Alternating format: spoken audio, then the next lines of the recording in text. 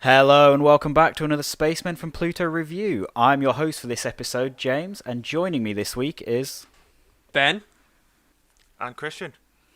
Sadly, we are Danless for this episode. He's very busy. He wishes he could be here, but sadly, you're left with just us. Ready, go! I've now got Ben on this side of it. It's weird. I don't like like seeing him it. there. I don't He's normally like up there. And I'm all on my own down here. But we thought we'd get together now just quickly and discuss the WandaVision finale, which has literally just come out this morning. We've all just finished watching it and we jumped straight on here to just give you the content that you're desperate for. We'll start off with a little just general discussion. What do we think of it? You're the big Marvel guy, James. You're hosting the episode. Do you want to jump right in with your thoughts, lad? I heard you rewatched the entire show. I did. I watched the entire show yesterday, so I was fully versed on this. And one thing I'll say is, there's a lot less of it than you think. Like, when you're watching it weekly, and it's coming out, and you're waiting, and then you finally watch it, and then you're discussing it, it feels like there's a lot there. I reckon there's only about 4 or 5 hours of this show in total. With the finale, maybe 5.5. But yeah, it's quite short. Yeah. I quite like 30 it. minutes, 9 episodes. It's not a very long telly show. It's quite short. But it's a limited series, and I would much rather them do this than do the Netflix stuff where it was so drawn out and dragged. I would rather it be too short and we be maybe a bit like, oh, I'd like some more, than it get boring. Yeah, well, it's a short show in series. Not a lot going on in terms of its length. Maybe there wasn't actually a lot going on in terms of the episodes themselves. No, I wouldn't completely disagree with you. I don't think this is a huge plot-driven show. It's very much about these two characters and their relationship. And I think when you really boil it down, it's mainly just about Wanda. There's a bit of Vision, but... Okay, this is what we're going to need to say from the top of this episode. Spoiler warning. We're going to be delving into stuff. This isn't for if you've not seen the finale or any of this show. This is a post-show video. So the Vision we spend the whole series with, not even real. Not even a real Vision. So it's essentially just Wanda's show. Yeah, it's all about her grief, isn't it? And her traumas, trying to deal with that, isn't she? Yeah, I would say that while this is like a show that is intended to like push forward the next phase of Marvel and sort of introduce us to this post-Endgame world of Marvel,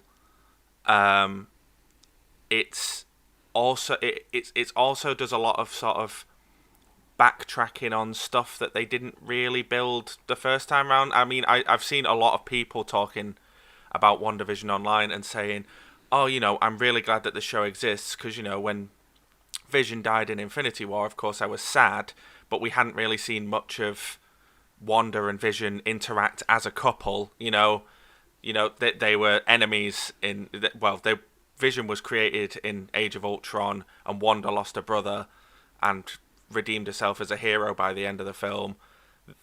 Then they're a couple cooking chili together in Civil War, and then they, end up on opposite sides of Civil War.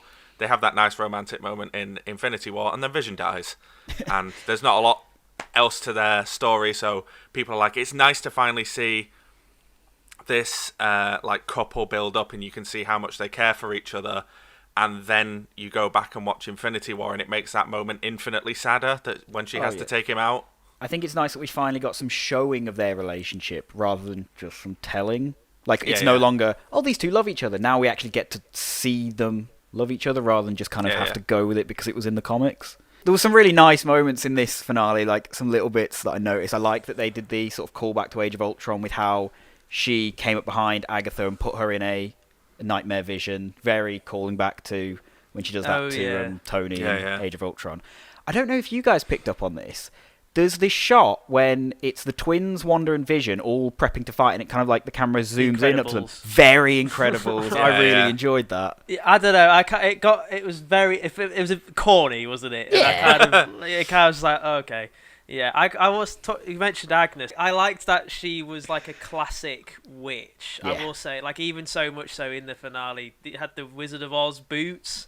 And I think when she did when she said she killed the dog, she did the classic laugh, Cackle, the wicked witch laugh. I would say that was quite that was okay to see a classic witch. She was one step away from having a broom, which would have been quite cool if they'd have one. I'm kind of surprised they didn't. Yeah, even they didn't even do a joke that she's just got a broom. It's actually just a plain broom. She's not going to fly on it. I don't know. But I thought that was kind of... Although all she kind of did was just, in the end, spout exposition and cackle. That's kind of all she did. That's kind of what old school witches did, isn't it? She's like, give me your powers, Wanda. Ha, ha, ha, ha. That's kind of all she did. I have a question about Agatha as well. I was a little bit confused in the finale. So... Age spoilers. So Wanda says to Agnes, "I'm gonna put you back in your episode in the hexy thing. I'm gonna put you back in your in the hex version of yourself." And then she then gets rid of it all. Is she still? Do we just Is it? Who knows what happens to her now? I'm assuming that it's a separate personal sort of spell that she's put on Agnes. I was quite happy actually, because when they do all the hex has runes on it and all that, I was like, oh, they're gonna kill off Agatha, aren't they? They're gonna have built her up over this whole series and then murder her in the final episode. And when they did this whole oh, I'm gonna put you under a spell and leave you here. There's that line that she says. She says something like, "You'd have no idea what you've awakened. You're gonna need me," and she says, "Well, if I know where to find you." And yeah. I absolutely reckon that Agatha's gonna come back, and I hope. Oh yeah. That she I hope that she comes back as this reluctant mentor who is only a mentor because she's depowered and can't do anything about it. Yeah, I thought it would have been. It depends what they want to do with it. It just would have been quite nice if the bit when there's the wrap up, maybe when she wanders through the town, when Wanda wanders through the town, or maybe in the Jimmy Woo scene at the end, maybe she's just there with the townspeople smiling and maybe got the single tear down her eye, in the callback, because she's trapped, but no one knows she's a fake. Speaking of Agatha though, I don't know if you guys picked up on this, and this might actually just be a coincidence and they didn't do anything with it, but I couldn't help but notice that when she's like, oh yeah, I'm taking magic away from people who don't deserve it. Very similar to what Baron Mordo's off doing at the end of Doctor Strange.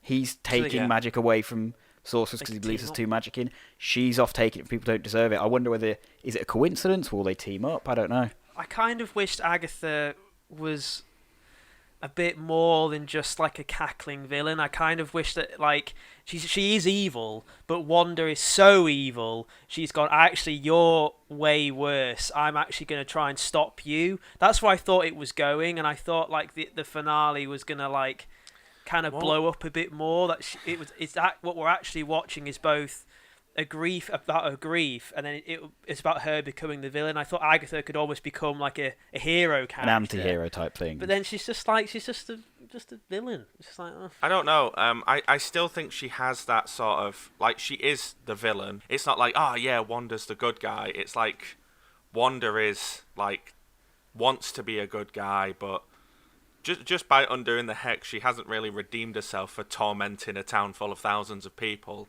Yeah. And while Agatha is an evil character who will go around manipulating the world to how she wants it and basically messed with Wanda the entire time, she's trying to take Wanda's powers because...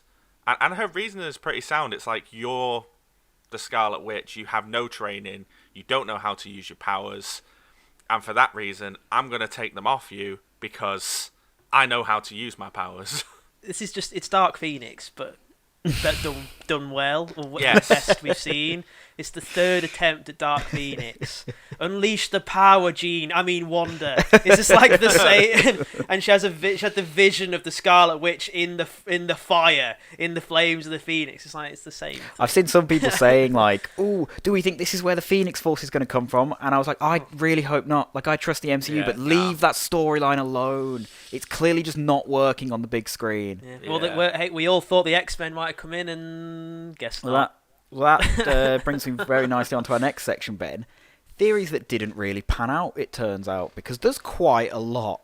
Yeah, there is. Yeah, it's almost like a bit of like a negative of a show that gets of Twitter and people kind of riling each other up. It's fun, but it's like I guess the show is a bit guilty of it to lead you down some paths. But things like all like the Hayward chats, he's always just been a bloke. No, but this is the thing though. Like, because I was going to mention him. I agree with you, Ben. I think Twitter has run wild with the show and it's gone far. But I don't think the show's innocent. Like, the show has definitely lent you down alleyways, and I think to try and build up publicity. Because it's revealed that he was lying the whole time to make Wanda look more like a villain. Why? Yeah. Like, what's the point?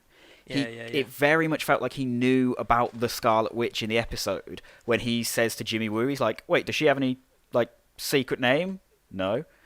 Nothing at all. It really felt like he was pushing for someone to bring up the Scarlet Witch. And then when she goes into Vision's body, he lets her as if he's like, oh, I think she could actually revive him. Let's see. Like, it very much felt like he had knowledge that turns out he didn't. It's all just coincidence. I was going to say, I think the line where he's like, really, she doesn't have a name at all, was more them reminding the audience. Yeah. You know, it was there to remind the audience, oh yeah, she hasn't been officially called Scarlet Witch at all yet. And it's like, if someone else, like if it had been the three characters of Darcy, Monica, and Jimmy, they'd gone, wait, everyone else has names, why doesn't she? Like, and that's fine. It just really felt like they were pushing something with Hayward that, and maybe we'll see more for him, but... Yeah, in the end, he just became more... At least Agatha had some sort of... he just kind of had I just want to kill the Scarlet Witch. Bad. Yeah. Yeah, it's just a bit like... I was going to say, it seemed like he was just like, I want to get rid of everyone with powers because everyone with powers is bad because of Endgame and the blip and all that sort of... people disappeared for 5 years, and if there was no one with powers, then that wouldn't have happened. So I'm going to kill it. I'm going to kill all heroes and stop it again. Yeah. I guess he doesn't know, but it's like Thanos would have wrecked you without these people. So it's that whole conversation that they have in... I think it is Vision has it in Civil War. The Avengers invite conflict because they've got to this level. The villains then have to rise with them to try and beat them, and it's this ever-growing kind of thing of that. Yeah, but like, you know, I don't know, like Evan Peters just being a bloke... I kind of like that. That I was saw a that big coming. Disappointment of mine. I saw it coming, but I was kind of disappointed, especially the fact that they reduced him to a boner joke. Yeah, I don't know if Ralph Boner is a person or if it is just a boner joke, but I kind of saw it. It's just the guy that lives in the house, and Agatha's taken the house, isn't it? That's all it was. It's her husband, Ralph, that's been going on this whole time, and people were like, oh, is it Mephisto? Who's Ralph? She keeps mentioning him. It's just a setup so that they can then be like, oh, Evan Peters is just this guy who she took over his body, and it's just a meta casting for us that he looks like Quicksilver. Yeah. I'll tell you what, the reason that I like that, I like Aaron Taylor-Johnson's Quicksilver, so I'm still holding out hope that in some shape or form he'll be back. Like, this hasn't replaced him, so... Anyone can come back, so... Thanks to WandaVision, anything is possible. Speaking of Mephisto as well, I love that it was episode 7 with the Agatha Harkness reveal at the end, where you see the little cicada on the curtain, and everyone's like, "Oh my god, the cicada! That's Mephisto's form. That's how he sits and watches things like a fly on the wall." And Mephisto's going to be the big bad guy at the end of this, and then literally in the next episode, she like turns it into a dove and then feeds it to a rabbit, and it's like, oh, it's not Mephisto. This is what I mean. They're playing us. That's what I mean. It's not just Twitter that's run away with the show. This show was feeding us the whole time with stuff like that. I didn't think it was, because at the end of the day, it is Marvel can't really risk it because it is the first show, proper show, and they can't risk that you're going to miss it. And kind of at the end of the show, the status quo, we could argue, is can you skip WandaVision? You kind of can, really. We'll see, because we don't know what they're going to do with this. Marvel have done this before, obviously. They've thrown little Easter eggs in the background, and the little Easter eggs have given people sort of theories and stuff. I think this is like their best sort of overuse of Easter eggs to try and lure people off scents. Basically, they've given people like 800 theories to branch off of, so that no one knows where the show's going. So people have to keep watching to see which theories pan out and which ones don't. And my thing is, I would agree with you that that's a great idea if any of them had been real. Like, if you throw out a bunch of them and go, oh, which are real? It's this one! It's go, oh, that's cool. They kind of went, ooh, is all this going on? No, none of it's going on. It's like, come on now.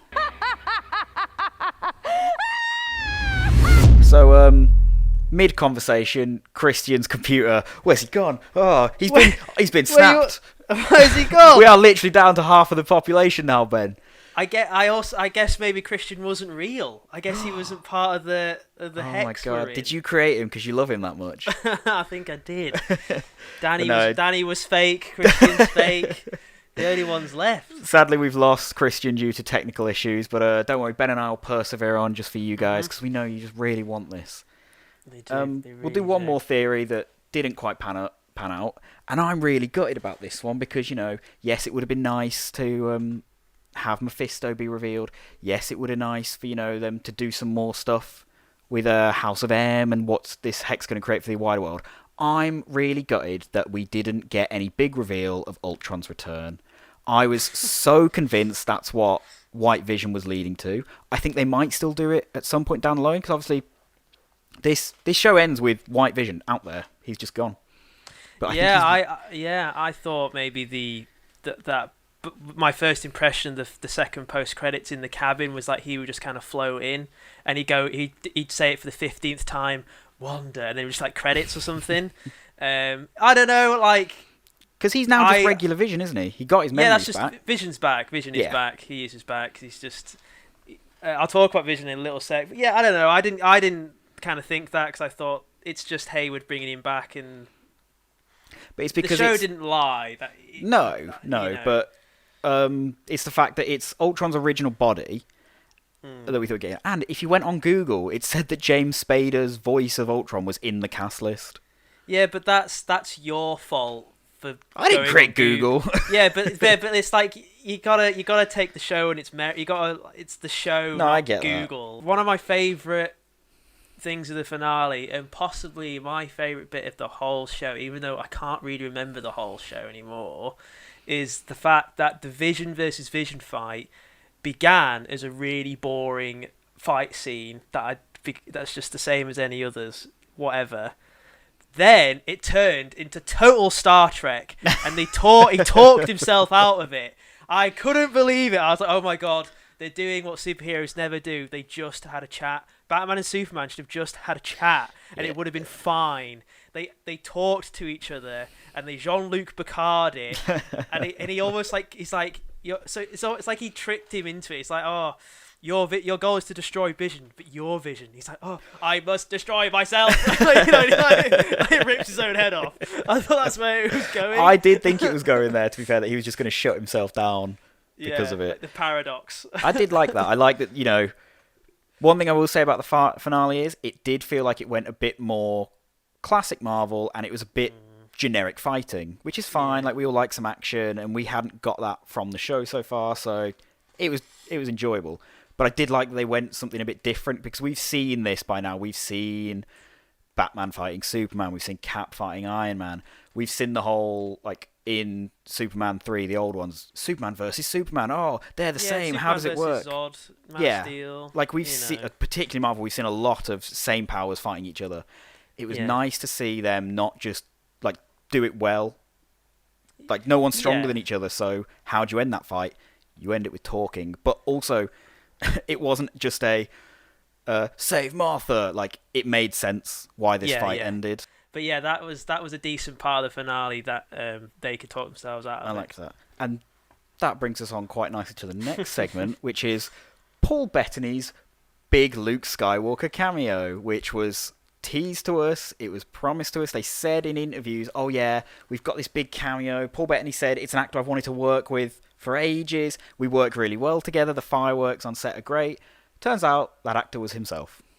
Yeah, so the big cameo bit, I think the Evan Peters thing. It's Evan Peters. Do you reckon though? Because yeah, that's the big cameo. But then the Paul Bettany thing, now, it's a bit of a prick move. It's a bit of like, you know what you're doing, really. I can't tell if I hate it or rate it. It's like, I don't know. It's a bit. I'm not too fussed, but so I guess I kind of rate it. But yeah, it's a bit of like, for the people that like really care, maybe like yourself, it's a bit of a prick move. But it's publicity. You want people to watch the show, so. But that's what I mean. Why I can't quite tell how I feel about it, because I'm annoyed that we kind of essentially got lied to and led down a road. But at the same time, I can't help but sit back and go, you know what, fair play. That's quite ballsy and quite funny that he's done that. Because there was loads of theories going on about who this was going to be. Some people thought we were going to get Doctor Strange turn up. I don't think that would have been that big because he's already been in there. A lot of people thought, are we going to see Magneto? Because obviously he's got connections to Wanda and Quicksilver. Some people thought it was going to be Reed Richards. A lot of people thought it might be Mephisto. Just a second vision. Mark Hamill. Mark Hamill. That would have been great if literally Luke Skywalker just showed up. You know, it's like, yeah. But it's funny, you know, you mentioned Magneto. I noticed her outfit, the final out, which I found a bit corny when she just gave herself a new look. I really liked it. I like the look. Yeah. I thought it was a bit corny that she redid her hair, makeup, and outfit, but I get the point because you've got Scarlet Witch. But I did notice like it looked bit Fassbender's Magneto-y near the end, she even on a crown bit in the very middle, it looks like Magneto's helmet right in the middle of a thing. Yes, I can see what you mean. It proper does. Like it's even got like the face shape of his helmet bang on in the middle of a thing. So I thought, hey, that's kind of cool, and her hair looked great, and I was like, all right. Yeah, I know what you mean. It was a bit like. It's definitely one of those things that's done for the show because it's like, oh, she's the Scarlet Witch now. And like she has this outfit and she's embracing the personality and that is who she is going forwards. But when you think about it, it's like she took the time to create a whole new wardrobe and hair look for herself in that moment. Yeah, it's Luke in Last Jedi when he comes in with a fresh fade haircut or whatever and he's got a different, and he's like, okay, do you need to do that? I don't know. But, it was a good costume, so I guess it's all right. The other thing about Vision being the second cameo and like the fact that they've got fight scenes, bless him, poor Paul Bettany has had to like sit in the makeup chair for so long for those scenes because he's had to get two completely separate looks. Yeah, that guy, man, poor guy, man. Shall we discuss the two post-credit scenes that we got? Because we've gone, the whole series. We only got one in one episode. We finally get two right at the end. So we'll start with the first one, where it reveals the FBI and everyone coming in to fix up the mess, and Monica Rambeau gets called into a side place, like she gets taken into the movie theatre, and it's revealed that one of the people she was working with was a Skrull the whole time. Yeah. And they then she says, like, I can't remember the exact wording, but it's something along the lines of an old friend of your mother's or an old friend wants to discuss you. Where is he? He's up there. So clearly that's Talos. It's Ben Mendo, yeah. Yeah. It's Mendelsohn. Yeah. And he says, yeah. it's just like where are we going? It's like go to space, and just upstairs. We're just going upstairs in the movie theater. He's just sat there waiting. He's in the projection room. Upstairs, yeah. But I kind of also saw it as like, we've got to write Monica out of the world because the status quo must be resumed. So so the audience that haven't watched the show won't miss anything. That's kind of also why I saw it. So I don't know. Yeah, it was all right. Yeah, I think that's absolutely setting up where Monica's going now a little bit, so that she's out of the way for a bit. But I also think either in Captain Marvel 2, because clearly they've made an effort in this show to remind us how related she is to Captain Marvel. Yeah. And then, so I think she'll either be coming back in Miss Marvel or the Captain Marvel sequel. One thing that I also noticed, this is now the second in a row, technically, properties that have had an end credit scene that have been the reveal that Skrulls were there the whole time. I really think that they're leading toward, like, they're really pushing this Secret Invasion storyline. I think the Skrulls are going to be a big thing going forwards. They've only been good so far, but we'll see what happens. And then obviously you've got the second post-credit scene with this one. Reveals that Wanda's just off in a cabin reading. Bless her, she's having a bit of an unwind. She's copied Thanos. she thought, well, to be fair, this farm's alright, and then she just went, I'll do that. And then she had a little cabin, she looked off. I was shocked. I'm like, Thanos, Well, she's evil now, I guess, really, isn't she? So maybe. Because I actually think for such a short scene that has very little in it, it actually does quite a lot when you look at it. Yeah, while reading a book, she's off having a coffee and on her porch. She's walking around. And, yeah, at first, so she said the voice she hears while reading, it's like a son saying, like, "Mum, we need help," or something, isn't it? Yes. Something like that. Pretty sure it's Billy. Yeah, because I had a right kerfuffle turning on the subtitles because I didn't make it out at first, and the subtitles didn't even work in the end. I failed. So I thought, I think that's what he said. Yeah, it's interesting. Definitely him calling out. So I'm pretty sure. I think it's a safe assumption. Well, maybe it's not anymore with the amount of roads they've lent us down in this show, but I would say that's near enough confirmation that the twins will be returning in some shape or form at some point. Yeah, somehow they've pseudo. Somehow survived. they return. Yeah. Everything goes back to Star Wars. It always comes back to Star Wars, man. Like, yeah, so somehow they survived the non-hex, the deletion. I don't think they'll survive. I don't think it's going to be a reveal that they survived it. I think it will be she finds some way to bring them back. In a book that got an official name drop in this episode, there was a lot of speculation when it appeared in the last episode, but in the finale, Agatha officially calls this book The Darkhold.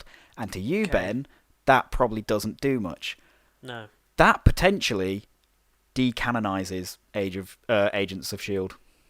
Because The Darkhold was a pretty big thing in some of the seasons of that. It looked completely different. It wasn't really a magic book. It was kind of like a book that had a bunch of secrets, and as you read it, you got maybe too much knowledge, and it sent you a bit crazy.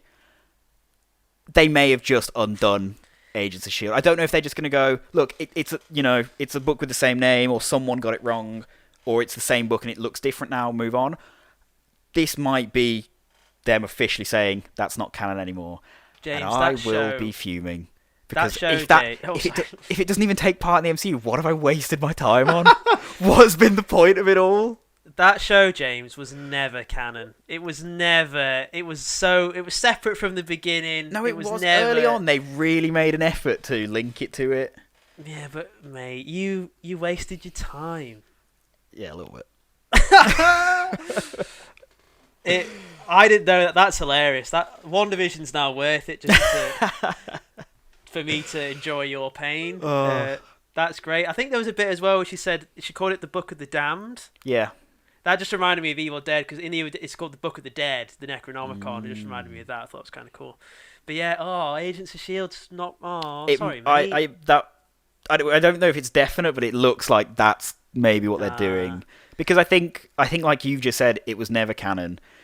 Early on, they really tried to link it. They had tie-in episodes with Winter Soldier, obviously when it's revealed that Hydra's been part of S.H.I.E.L.D. and all that. They have Nick Fury and Lady Sif make cameos. They make an effort to do it, and then later on, they definitely went, look, we're doing our own thing and all that. So I reckon this has maybe been in the works for a while, that Kevin Feige was going to go, forget about that show. Push it to the side. Isn't there, in WandaVision, isn't there a little bit of retconning, kind of because we were led to believe that Wanda... don't they say that she might have used a spell on that Stark bomb as a kid? And I was sat there my vague memory of Wanda's character being, I thought she didn't have powers until she got given the experimented on. I was like, oh, okay, so I think she might have had powers. Well, this is a thing that's from what I know of the comics, it's been quite a common thing in that they're kind of constantly rewriting her. She's a mutant. No, she's a witch. No, she's this. They changed quite a lot. They're just random people. No, they're Magneto's kids. No, they're not really Magneto's kids. I don't think they really know what they're doing with them, or they just like changing it. Yeah. But I wasn't 100% convinced by that, her performing the hex as a child, because we see her reach out to the bomb, and then Agatha says, "Oh, you performed a probability hex," and Wanda's like, "What? No." And everyone else seems to have run away with it, saying, "Oh, she had powers as a kid." But watching that scene, I was like, I don't know if she did. Yeah, it might just be Agatha just kind of fishing or trying to figure out. Because Agatha thought, well, I guess now she knew that she was magic. She thought that she'd been magic all along. I don't know. Maybe it's just me. Yeah, I don't know. Maybe because I guess it adds to that theory that she had powers all along. Cause I guess because like that scene where she sees the Mind Stone in the Vision of Scarlet Witch, it's like it just further unlocked what she already had, maybe. Deep down, and I think she maybe always had the potential, and maybe she accidentally did cast a probability hex at that point. But I think you're right. I think she either had next to no, or she had dormant powers that were unlocked by the Mind Stone, which again is another theory that a lot of people thought was going to come from this. Is that's how the mutants are kind of explained in this idea of you have this dormant gene, the X gene, that gets unlocked through something. Not in a TV show. It's not going to happen in a little side thing that they can't trust, that everybody, the main movie audience, is going to watch. You can't do something so big. Because, like, at the end of the day, when you look at WandaVision, it's a closed-off little story of these little characters that have had no outwardly impact on the overall MCU at this point. It's all new stuff or side people like Jimmy and Darcy. It's all, like, stuff that isn't fully important to the main line, and now it's kind of... the status quo is kind of, they've written people out like they were never there in the first place. They can't risk. Maybe in time they will, but they can't really risk it at the moment with this first show as well. Because that's another question, is like, what does this show mean going forwards with the MCU?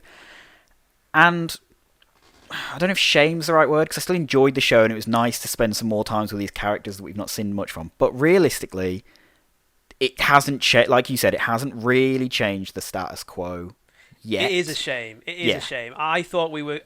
I guess it's my expectations, like you with the theories and stuff. Yeah. I thought it was building to... Because they kept saying... Because at least the theories are kind of like... some of them are a bit far-fetched, a bit of a stretch. Yeah. The show was like setting up that, Wanda, your power's uncontrollable, you're the villain, this and that, you're losing your mind, the hex is going a bit doolally. I thought we were building to, like, she's going to go full mental. Agatha can't stop her. She's totally gone nuts. They sort of set up, more powerful than the Sorcerer Supreme. I thought it was building to this big climax that she's gone... she's full evil. She's lost total control of her powers. Proper Jean Grey, Last Stand. Because even like I thought that was going to be her new look. Her burnt hands. She had like old black. Yeah, I thought they were kind of do like a faded, burnt Scarlet Witch look. And yeah, she just flies off and reads a book, and I was like, oh. But they can't do that. You can't go that big because it's a TV show, and they can't risk people missing it. This is the thing. I feel like a lot of there was expectations that this show would really...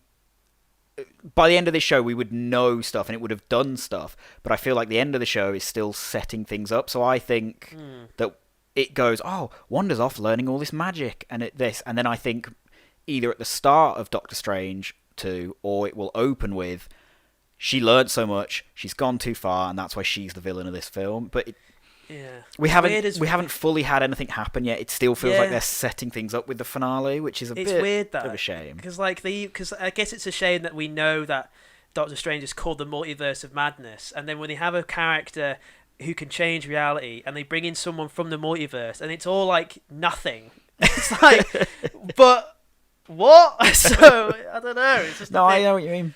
Yeah, it's a bit funny, but I don't know. But I guess, I don't know, they will do it, but it's just a bit of a shame that they didn't fully go for it, but I guess they'll go for it in Doctor Strange 2, I suppose. I think you're right, that it's a TV show, not everyone's watching it, not everyone has Disney Plus subscriptions. I think if you're a Marvel fan, surely everyone's watching this at the moment because it's all we've got right now. Like, it's been so long, so I think that's why a lot of people have watched this show. But yeah, not everyone will have seen it, they can't do too much in just a sideshow. But I do hope that going forwards, clearly WandaVision has done well. A lot of people have been talking about it. I hope that they do take a moment and go, look, people are watching these shows. Let's actually do stuff in them and make them worth watching. Yeah, it's a risk, man. But especially when it's not that long. Like, it's not a 40-minute episode, 20-episode season. You can watch this in a day. I did. Yeah. I watched this in a day, and it's an easy watch. You're not like, oh, okay, let's slog through this. Like, I think the casual viewer, it's a lot easier to catch up with WandaVision than it is some of the films. Yeah. I wonder. I am. It's weird how I kind of want to rewatch Age of Ultron. Not really. I kind of want to rewatch it now. I mean, they're desperately trying to get you to rewatch Age of Ultron with those end tags every episode. Yeah. So it's. My thing is, I don't know down the line. Like, I'll be honest. Relevant. I feel like if you did go back and rewatch Age of Ultron now, it would kind of just remind you how different Wanda is now, and how much they were clearly hamstrung by rights at the time. Yeah. They're definitely trying to. Yeah, they're kind of stuck between a rock and a hard place now because they've already written in that Magneto's not her father. But then they can just say, "Oh, that guy in WandaVision, he wasn't your real dad." That's what they've done in the comics at one point. Like when I said, did they? Oh, they weren't Magneto's kids. Oh, they were. There was one point where they were just sons of Romanian people, children of just people from a different country. And then there was the reveal, actually, no, they were Magneto's children, and they were adopted by those people. Okay. So still, okay. There's still potential. But this is the thing, like, some people say, like, with the Marvel films, like, they just keep rewriting stuff. That's what they've always done in the comics. The comics have always been all over the place because you've got so many different writers who want to do things, and you've got all the different universes, which is fine. I think it's nice because then you get some nice, different stories out of it. Do you think... I didn't mind knowing that Vision wasn't real. I didn't mind him coming back because he's not real. But now that we've got a Vision that is roaming, do you think it for me it kind of devalues his death? But he was. It was a question I had wondered because he is. What makes Vision Vision? Is it this stone or is it just this body and the wires within him? So it's not the biggest retcon that I'm kind of okay with it. Yeah, that's the exact conversation they have in Infinity War. They say, if we take out the Mind Stone, there's still a lot of Vision left and all this. I think I would have preferred it more if we hadn't had the bit where Hex Vision gives White Vision the memories back, because I think now we have just got Vision back. We might not. We might get a whole, I'm still learning who I am and I need to relearn how to be Vision, but I think they've just brought him back, which is a bit of a shame. He gave him that hokey line where he was like, the wires, the CPU are still there, I'll just turn them on. All right, and then his eyes changed, and I was like, okay, I don't know, yeah, whatever. Like again, this is the other thing, like we're saying, it's not really as good. It's something they've done in the comics, like that's exactly why Vision's white in this, because... In the comics, they've brought back Vision before where he was white, but there was a whole point where he was emotionless and he didn't have any of what made him Vision. It was just the body was back. I don't know. I do think it's just been a bit... They've just undone it because they wanted it. Yeah, they just wanted Paul Bettany. Yeah, it's a shame, because if he was... if they hadn't brought back his memories yet, he could have gone off and... Well, he could have Wolverined it. He kind of wanders around finding himself, and even his amnesia, and he had a bit of a character growth, but...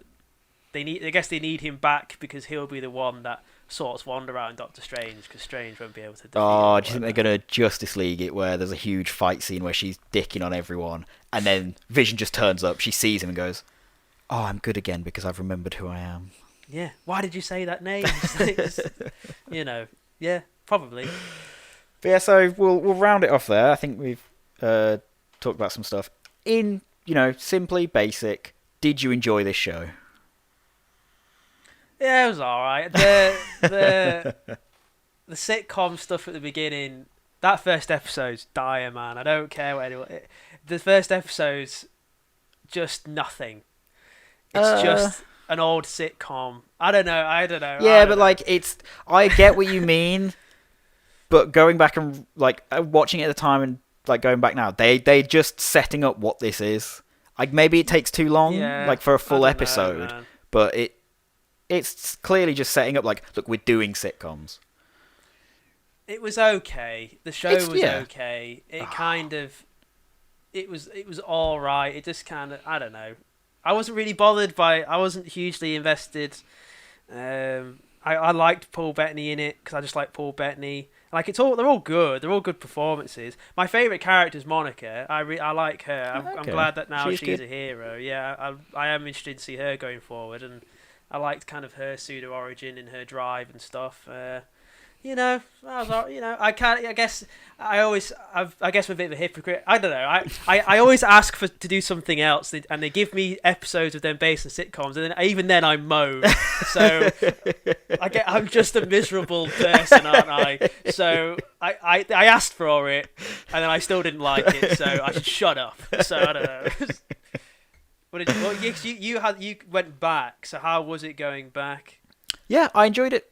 I think I got more into it when they did release weekly, so now I'm kind of glad that we didn't get a big season dump, because you get to delve more into it and enjoy it and savor it. Yeah. It's still good rewatching it. Weirdly enough, I think it had maybe less rewatch value than some of the films, but I think that's because it's a mystery that's like teasing you week by week, and when you already know where you're going to end up, it's not as like interesting, if you know what I mean. That might be a fault of this show as well, because like a show like Lost is all mystery, and that's so rewatchable because the characters and like I guess because within that there's mini stories going on. Yeah. But that was so much more. That show had so much. I was gonna say, like, I still enjoyed the journey, and like what you were saying about seeing more from Vision and like the performances. That is one thing that's been great about this show, giving more screen time to the smaller actors, letting see them breathe, and them being really good. Like, Elizabeth Olsen and Paul Bettany have put on some performances in this. Yeah. Catherine Hahn was incredible throughout this show with all the different versions of Agnes and Agatha. She was good. It was great to see Jimmy Woo come back. I love Randall Park in this. He was good. I felt happy for Kat Dennings, because I don't care about Darcy at all. I'm not bothered. If she was gone or dead, I wouldn't care. But I kind of like that they don't like erase their weaker points, the MCU, and they kind of pseudo redeem them. And I'm kind of happy for her that she's just like, okay, people do like me. I am all right. Yeah. And it's like that was one of my favorites of Endgame, when they kind of make Thor: The Dark World a bit more relevant and important. So I was like, you don't have to delete your mistakes. You can improve upon them. So, like, Age of Ultron is almost improved upon because of this show. Maybe, I don't know. I have to go back. Yeah, no, I absolutely agree. I like they aren't just trying to pretend that the stuff they did that wasn't as good doesn't exist. Although they have written out Agents of S.H.I.E.L.D., so maybe they are. But I like when a show goes, look, I know we didn't do that thing that was as good, but it still happened. It's still canon. They don't try and decanonize it. Exactly, like in Cobra Kai, the lesser stuff, it still happened, so we have to acknowledge it. Yeah. Maybe Star Wars should acknowledge the prequels sometimes. They had some good ideas in there. They just weren't executed well.